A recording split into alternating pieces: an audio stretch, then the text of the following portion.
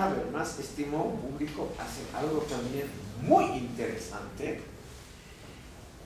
Es una colección de ensayos sobre diversos temas, como por ejemplo Hobbes, las tradiciones liberales, pero también Marx, etcétera, Hegel, pero también hay algunos elementos cómo Habermas construye una teoría propia. Y generalmente se construye una teoría propia cuando uno critica a sus padres intelectuales, a sus maestros. Entonces aquí tenemos al relativamente joven Jürgen Habermas que empieza a criticar a sus maestros de la Escuela de Frankfurt. Cuando apareció el libro en 1963, él todavía era el asistente principal de Adorno en la Universidad de Frankfurt. Pero el joven Habermas, hay que reconocer, muy valiente y muy brillante, empieza a cuestionar su propio pensamiento, sus propias ideas centrales. Entonces, permítanme, estimado público, algunos elementos de esa crítica que hace Habermas, sobre todo a Adorno, en proporción mucho más reducida a Fromm y a Horkheimer. Él dice, estimado público, que Adorno y Horkheimer han interpretado de manera unilateral el desarrollo de la modernidad.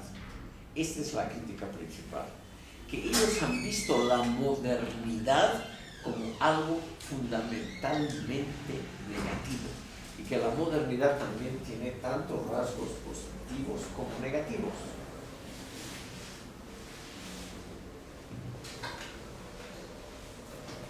Habermas sobre todo critica la filosofía de la historia de Adorno.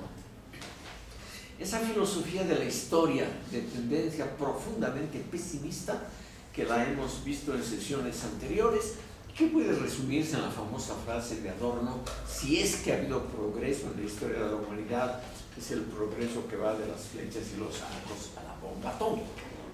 Según Habermas, esta opinión es insostenible, porque la historia universal también ha producido elementos muy favorables para un mejor desarrollo individual y social. Por ejemplo, dice Habermas, no vivimos como la gente de las cavernas, no nos matamos tan fácilmente como antes, pese a que ha habido Auschwitz, el gran argumento de Adorno.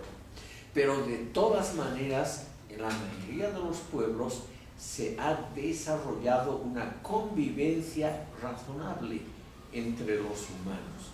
Hemos inventado procedimientos, sistemas, modelos de convivencia política que no son despreciables y que sumados, aunque no sea una maravilla, no es como Hegel, que cree que estamos en una línea ascendente siempre al progreso mayor, pero no vivimos como en las cavernas. El ser humano realmente vive mucho mejor que en la época de las cavernas. Por ejemplo, si seguimos indicadores estadísticos, vivimos más tiempo, somos más saludables, más gente alcanza a vivir una vida más o menos aceptable. No todo es una desgracia negra. Entonces, lo que él propone es reencauzar la Escuela de Frankfurt hacia procedimientos más específicos, no generalistas como los de como los de Adorno y Horkheimer. Lo que se necesita es un tratamiento más matizado, diferenciado de todos los fenómenos históricos, políticos, y no caer en ese pesimismo, y aquí él se atreve a decir contra Adorno, en el pesimismo dogmático de Adorno. Es decir, es una crítica, estimado público, contra ese pesimismo exagerado del maestro Adorno. Por ejemplo, él se pregunta, ¿Cómo es posible el surgimiento de la propia teoría crítica, o sea, de la Escuela de Frankfurt, si el mundo y la historia en su totalidad han caído exclusivamente bajo el dominio universal de una racionalidad instrumentalista? ¿Cómo es posible? Porque la Escuela de Frankfurt es en general una crítica de la razón instrumental. Si hubiese ese predominio absoluto, como Adorno cree que hay, entonces no habría podido surgir la propia Escuela de Frankfurt. La propia escuela sería la demostración de que hay nichos, espacios, resquicios que no caen bajo la razón instrumental. O sea, la propia Escuela de Frankfurt sería la mejor demostración contra las ideas de la escuela, contra ese pesimismo dogmático en filosofía de la historia que caracteriza el pensamiento de Adorno y Horkheimer. Habermas se pregunta, ¿por qué estos autores son la excepción? ¿Por qué Adorno y Horkheimer no han pensado como el resto de todos? ¿Cómo superan ellos mismos la aporía que ellos diagnostican? O sea, ellos diagnostican una enfermedad, el predominio de la razón instrumental en el mundo. Y él dice, eso se puede diagnosticar, o sea, se puede detectar esa patología social, esa enfermedad, si uno está fuera de la patología. O sea, si hay un espacio donde el predominio de la razón instrumentalista en sus versiones más duras no ha llegado. Por lo tanto, hay esos espacios. La razón instrumental no es el único desarrollo de la razón occidental.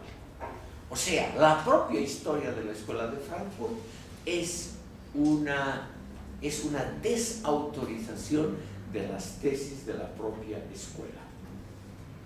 Habermas dice, hay que edificar una base más amplia para la razón. Por eso es que hay que introducir, y él empieza con su teoría, una razón comunicativa, porque hay esos espacios. Entonces, lo que hay que hacer es ampliar los espacios de la razón comunicativa que ya existen. Por ejemplo, como era el caso de Alemania después de los horrores de la guerra, una opinión pública relativamente libre. No había ninguna mano negra del fascismo que a partir de 1945 haya realmente regulado la opinión pública en Alemania.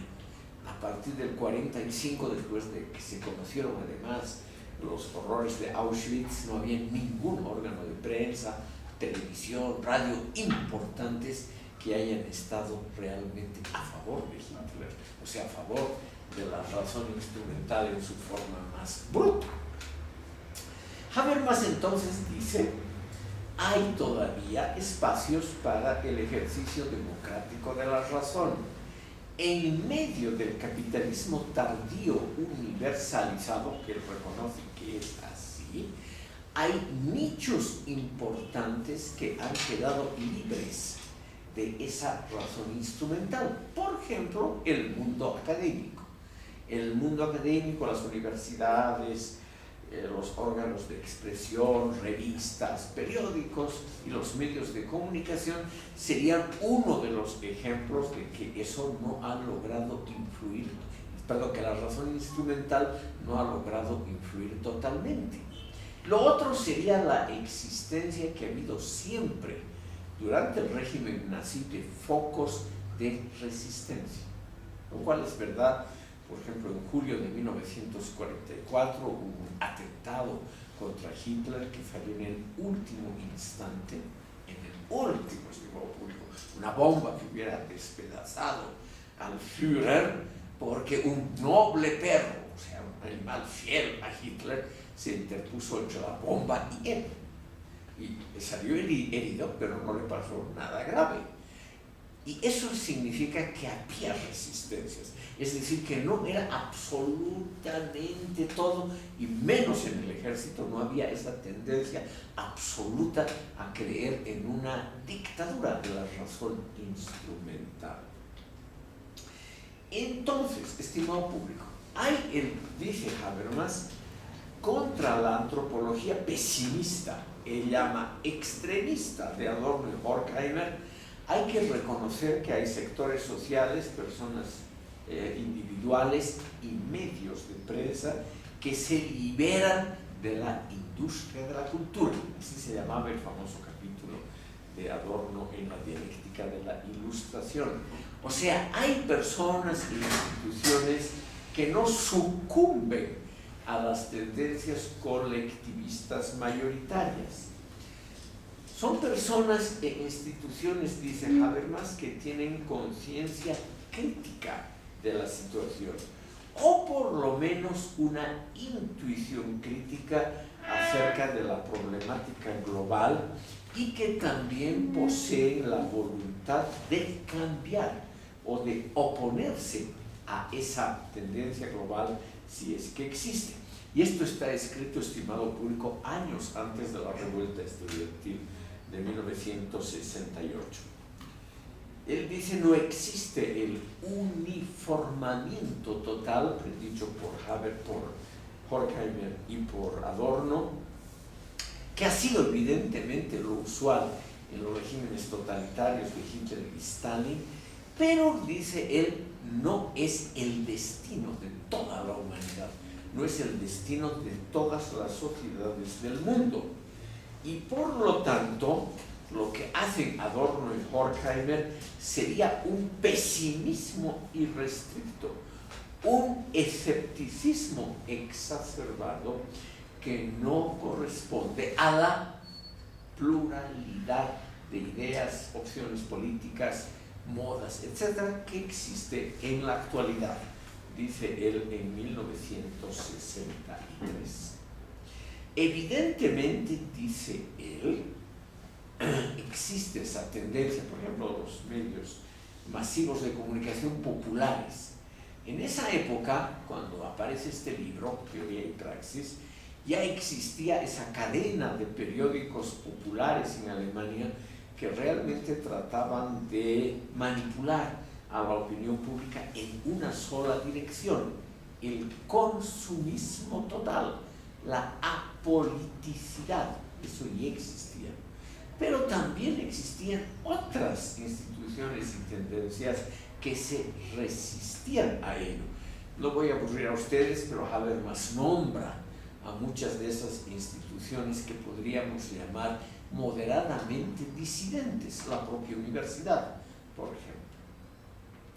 Entonces, él dice, lo que ha hecho Adorno es exacerbar la tendencia a la suspicacia total, a la sospecha permanente de Nietzsche.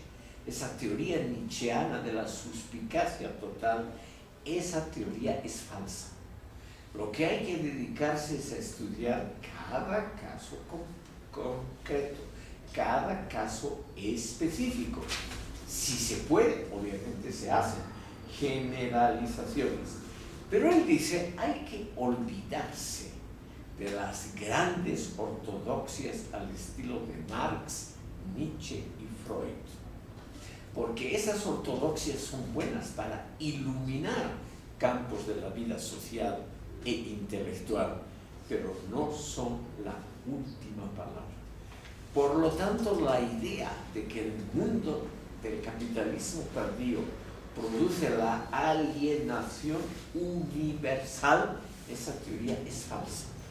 El mundo, por suerte, dice él, es más complejo. Puede ser que esté en esa dirección, pero justamente nuestra tarea es tratar de rescatar el interés emancipatorio. Y aquí, estimado público, para sorpresa, en esta obra Teoría y Praxis hay un largo capítulo sobre Marx. Pero no es el Marx que estaba de moda, que se puso de moda con Althusser, el Marx sobre todo economicista, sino que Habermas trata de rescatar al joven Marx, al Marx del interés emancipatorio, el Marx, estimado público, que se dedica a estudiar no tanto el capitalismo, las fuerzas económicas, sino los fenómenos culturales como las alienaciones modernas. Entonces, al contrario de Althusser posteriormente, él cree que lo rescatable de Marx es el impulso humanista y emancipatorio del joven Marx en contra de posteriores tendencias, sobre todo economicistas del Marx tardío. Aquí viene realmente la posición contraria a Althusser y a las posiciones muy, digamos, que están de gran moda en América Latina, que tratan de rescatar al Marx economista, al Marx científico. En cambio, Habermas trata de rescatar al Marx filosófico, al Marx literario. Uno de los méritos, yo diría, de Habermas es haber estudiado, estimado público, las obras no muy conocidas, pero que ya estaban publicadas de Marx, sus poesías. Él escribió de joven muchas poesías, algunas dedicadas a su novia Jenny von Westphalen, y estas poesías no dejan traslucir un espíritu comunista, colectivista, sino un espíritu individualista, pero de clara tendencia emancipatoria, podríamos decir libertaria, hasta con rasgos anarquistas. Entonces, esto para Habermas es el Marx rescatable.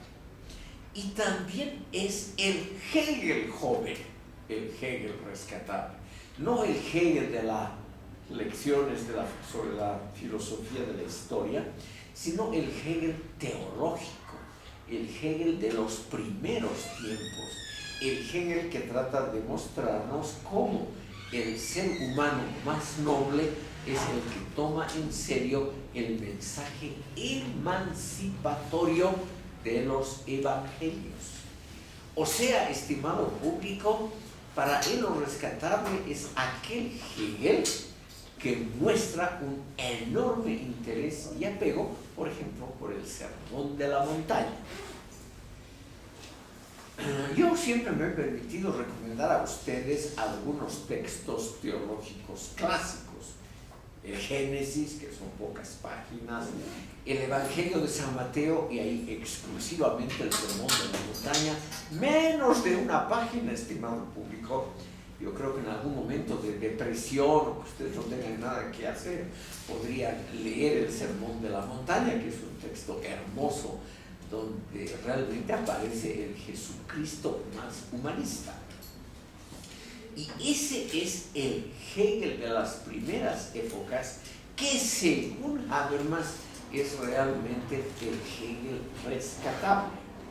Entonces, ¿qué hay que tratar de rescatar?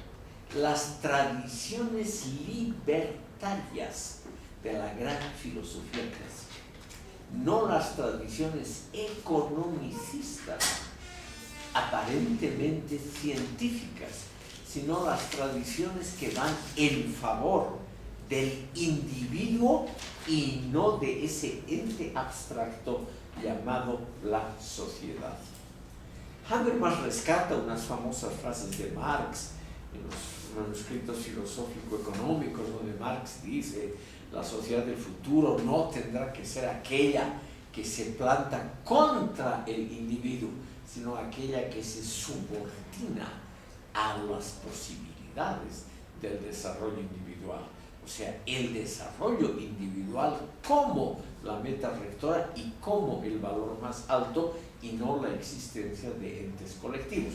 El propio Marx nunca más vuelve sobre esos temas.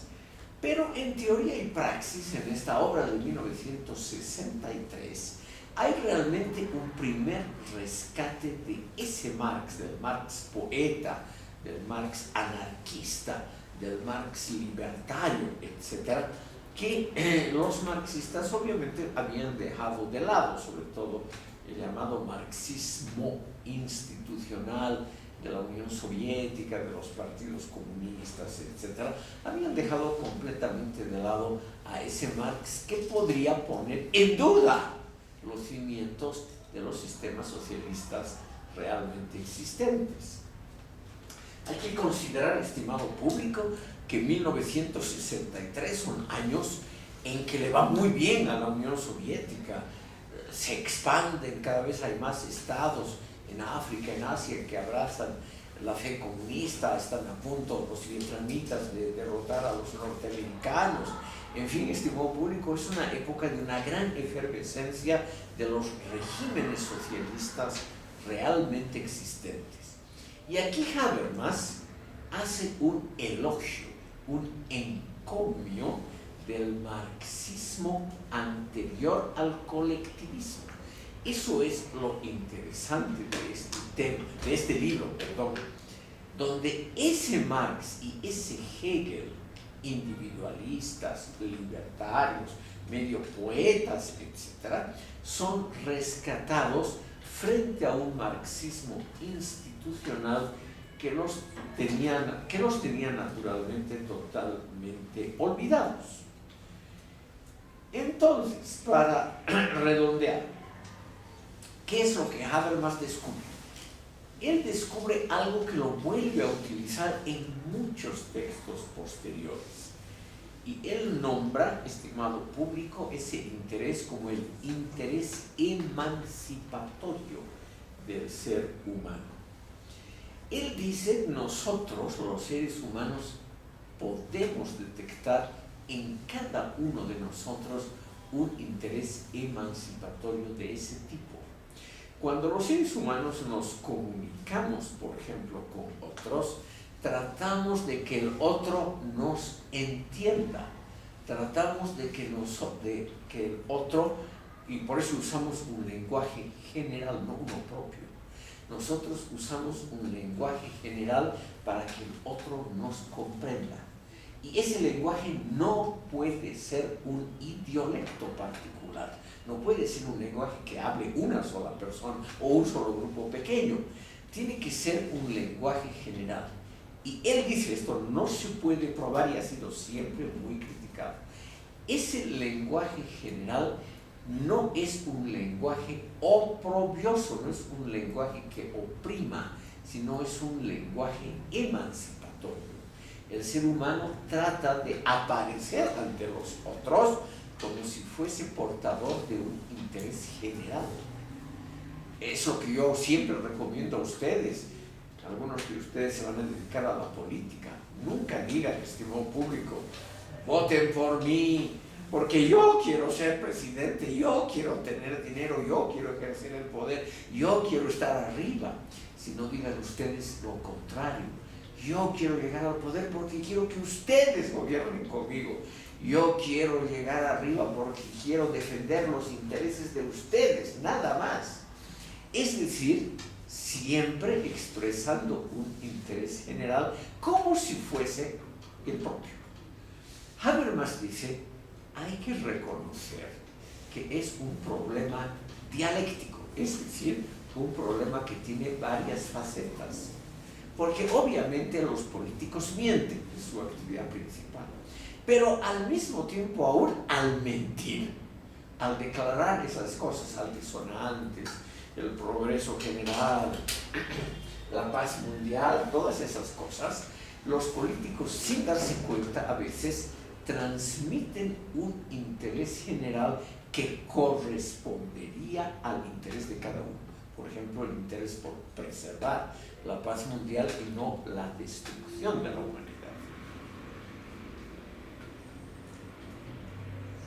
Entonces, estimado público, ¿qué es lo rescatable de los grandes pensadores como Hegel y Marx?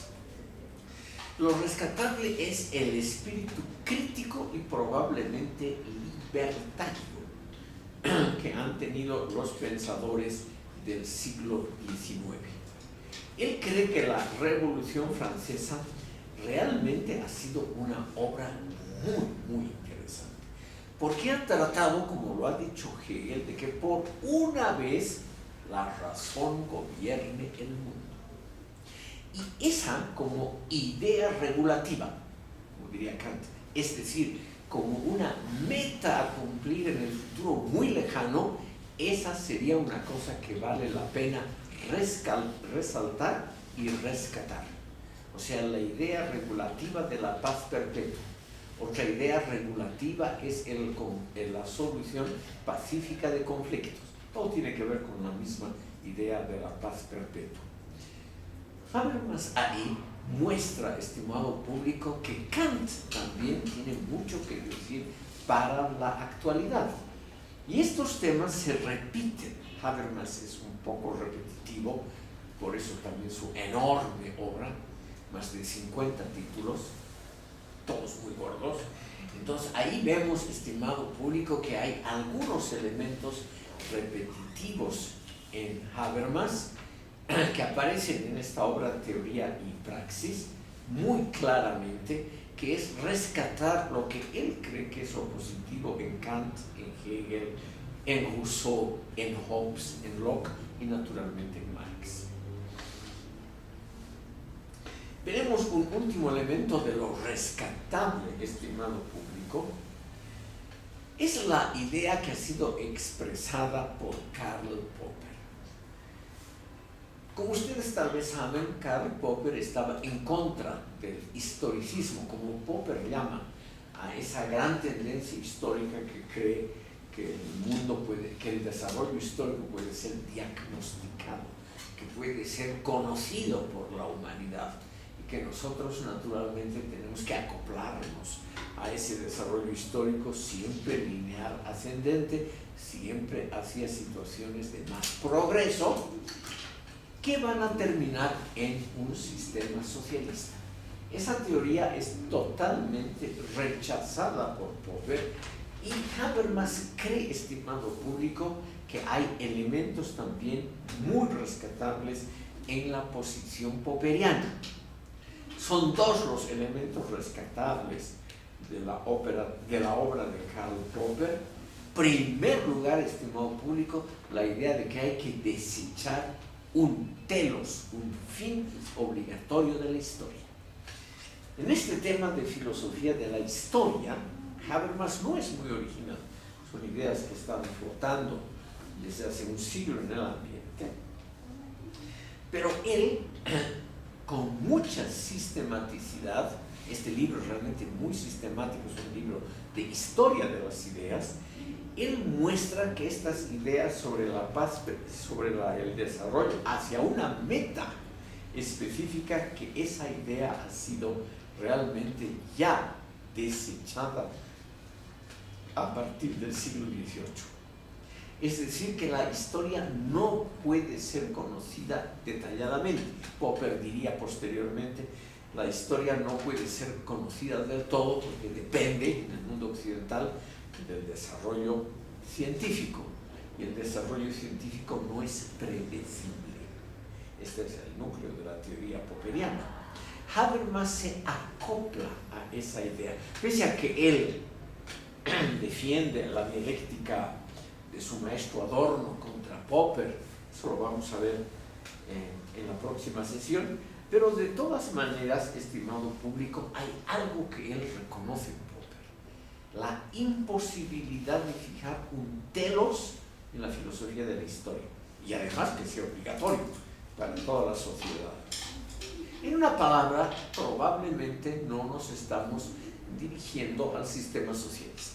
Segundo lugar, no hay ninguna garantía de que ese sistema socialista sea realmente la encarnación de la razón práctica.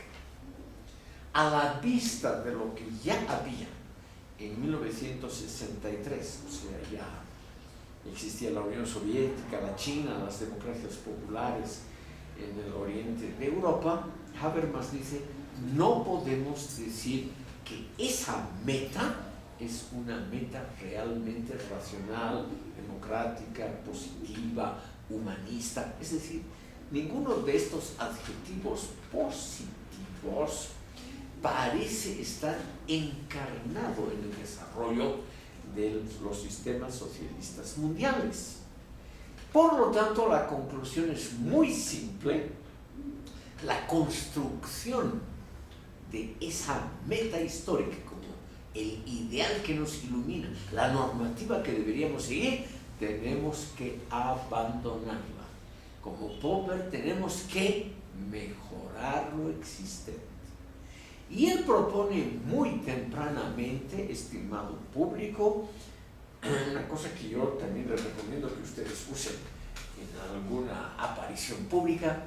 Él propone el patriotismo constitucional, no un patriotismo étnico, no un patriotismo lingüístico, es decir, la patria alemana es la mejor del mundo, no, sino el único patriotismo que Habermas reconoce es el patriotismo constitucional que se refiere a la Constitución alemana de 1949. Si alguna vez tienen ustedes tiempo, en Wikipedia se puede ver el texto entero de la Constitución en español. Es muy simple, es una Constitución además muy breve.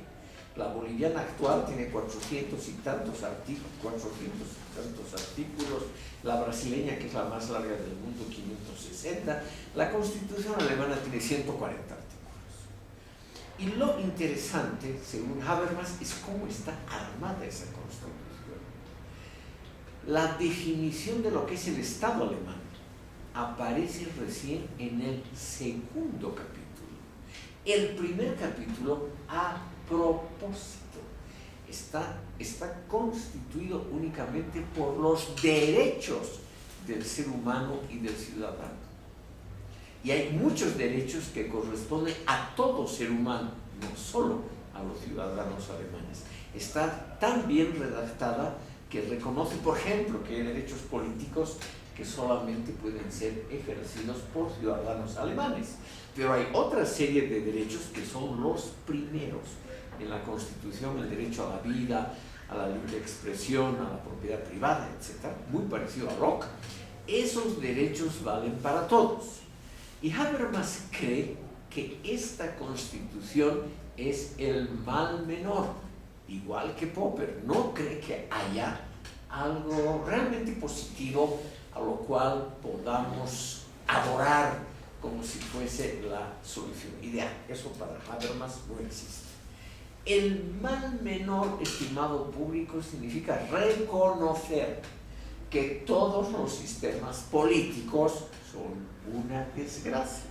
O sea, que el ser humano no ha logrado construir un sistema político realmente bueno. Pero dentro de esas desgracias, algunas son peores que otras. Entonces, ¿qué hace un tipo razonable?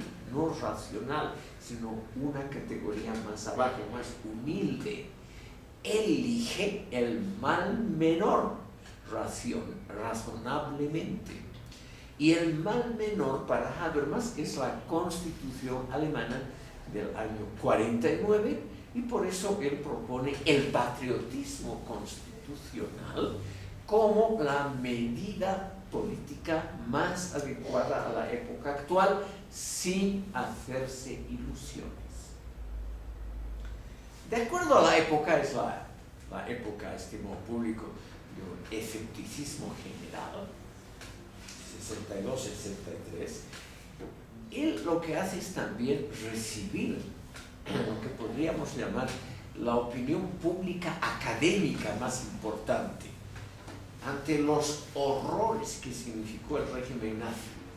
Menciono solo Auschwitz, y los horrores continuados del socialismo realmente existente en el Oriente Europeo.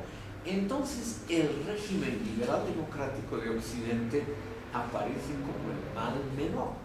No es algo que nos emocione, no es algo que toque fibras profundas, no toca ninguna. No es como ver los colores patrios, es cosa que Habermas desprecia olímpicamente, etc. Sino él cree que hay una constitución que es la menos mala y que por lo tanto merecería ese régimen ser mejorado, no destruido, sino mejorado paulatinamente, como lo pide Popper. O sea, pequeñas reformas consecutivas y no una gran revolución que cambia todo de un momento al otro. Se puede decir, estimado público, que este es también lo que podríamos llamar el humor colectivo de la época, el estado de ánimo de Europa Occidental después de la Segunda Guerra Mundial. O sea, es un estado general relativamente escéptico, cuidadoso, que está asustado por su propio pasado y por lo que ve en el mundo oriental, en el mundo comunista. Y que entonces dice, bueno, por lo menos aquí vivimos algo mejor y hay que defender el mal menor, o sea, lo que no está tan grave como los otros. No sé qué pensarán ustedes. Para jóvenes es naturalmente un mensaje un poco deprimente, no muestra ningún gran ideal, no reconoce algo que toca fibras intensas, nadie lucha por defender un simple texto constitucional, ¿no es cierto? No llama mucho la atención, nadie se enamora de algo así, nadie va a luchar por ello, pero él cree que eso es lo bueno, que la gente ya, al contrario de la época nazi, que la gente ya no mezcle emociones con política, que la gente en la política mantenga una cabeza fría y calculadora, donde las emociones no jueguen un papel decisivo. Habermas no lo ha dicho, pero sus comentaristas y demás dicen que él habría dicho: las emociones están bien para la cama, pero no para la política. O sea que hay que sacar del mundo público, hay que sacar las emociones, las pulsiones profundas, los instintos, todas esas cosas, las intuiciones, estimado público, y usar el análisis frío y racional para discutir problemas públicos. Es algo que no entusiasma al público, obviamente es algo que no. Ningún partido político en Alemania ha dicho, bueno, nosotros somos habermasianos, absolutamente nada. Pero puede ser que a largo plazo resulte una opción menos mala que otras. Puede ser. Eso yo no puedo aquí enfáticamente declarar. Por favor. Sí, entonces, arrancando con